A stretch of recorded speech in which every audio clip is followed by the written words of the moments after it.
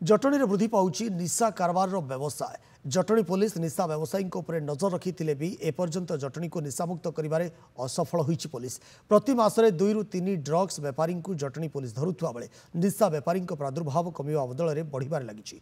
एने पूर्व सरकार उद्यम दीर्घ वर्ष हेब जटणी हनुमान बाटिका पाखरे अबकारी थाना निर्माण हेउतिले सुद्धा एपर्यंत ताहा शेष होई पारुनाही। एने स्थानीय लोकों असंतोष देखा मिली। केबे अबकारी थाना हेब एवं जटणी सहर निशामुक्त हेब ताहा एबे आलोचनार केन्द्र बिंदु पलटिछि। जटणी निशा निशा केन्द्र पेंटस्थल पलटि जाइए।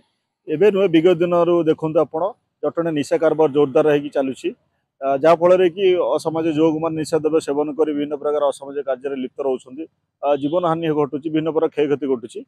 बर्तमान आम सरकार एवं जिला प्रशासन को अनुरोध करुचु यथाशीघ्र ये बाबद में किसी गोटे दृढ़ कार्यानुष्ठान नियंतु। तो आमर ये गोटे अबकारी डिपार्टमेंट जो कम चली तार ऑफिस चली बहुत धीमा भाव चली। तो यथाशीघ्र आम गोटे प्रशासन को आ सरकार को दाबी पत्र भी दबू कि ये जो पुलिस स्टेशन यथाशीघ्र तार समाप्त हो पुलिस स्टेशन हो यथाशीघ्र लोक मैंने जो मैंने सब चोरा चलाण ब्राउन सुगर कर यथाशीघ्र धरा जाओ।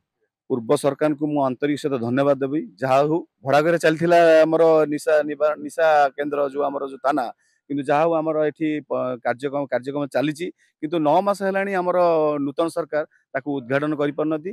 जहाँकि जटणी सहर निशा बढ़ी बढ़ी चलती आमर युवपीढ़ी मैंने नष्ट कर।